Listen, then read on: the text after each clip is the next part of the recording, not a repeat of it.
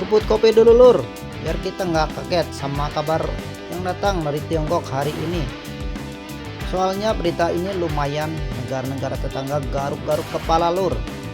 Tiongkok baru aja meluncurkan kapal dock helikopter pendaratan terbaru mereka tipe 076 Sichuan buat uji coba di laut.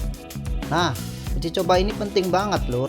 Ini tuh kayak test drive pertama mobil baru, tapi versi kapal perang raksasa yang bisa bawa helikopter, drone, kendaraan tempur, dan ratusan marinir lur.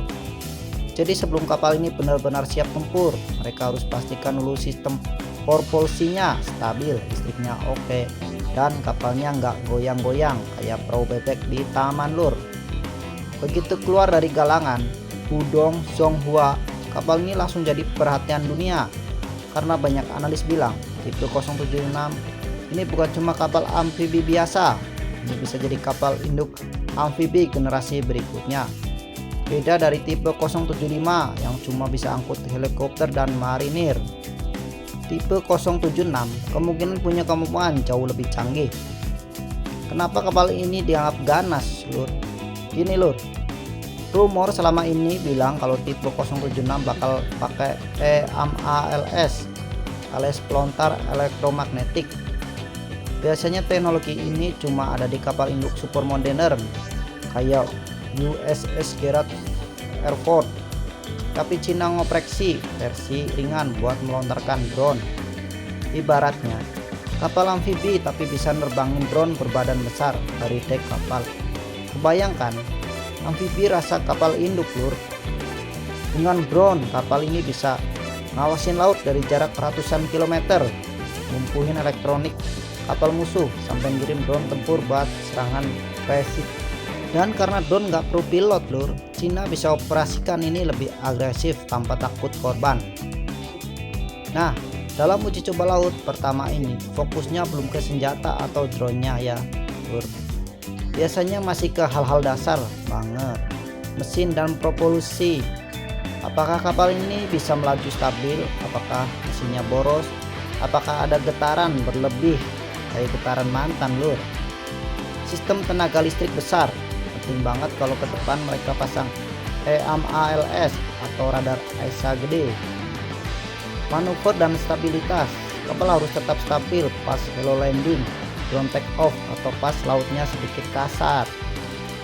Komunikasi dan navigasi, cek apakah radar dan sensornya akurat.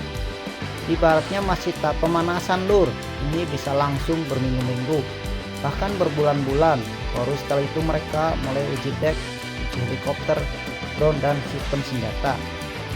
Dampaknya buat wilayah. Nah, ini yang sering diomongin analis kehadiran tipe 076.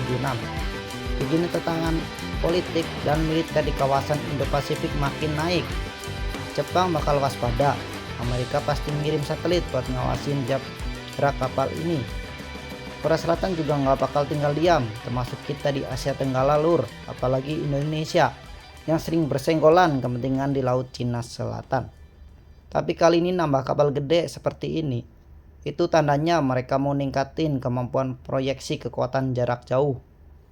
Bahasanya simple, makin gampang operasi jauh dari daratan mereka, makin kuat cengkeraman Cina di wilayah sekitar.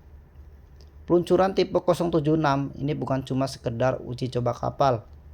Ini sinyal bahwa Cina makin pede dan makin cepat ngembangin kapal perang generasi baru. Kalau semua lancar dalam 1-2 tahun, kapal ini udah bisa aktif operasi bareng armada PLA Navy. Dan tipe kapal ini lur, kalau udah operasional biasanya langsung dipamerin di Laut Cina Selatan. Jadi siap-siap kita bakal sering lihat kapal ini masuk berita, terutama kalau Cina mau nunjukin kekuatannya. Seruput kopi dulu lur, semakin kita tunggu update berikutnya dari uji coba kapal ini, bakal rame pol perkembangannya. Jangan lupa bacot di bawah ya lur. Terima kasih.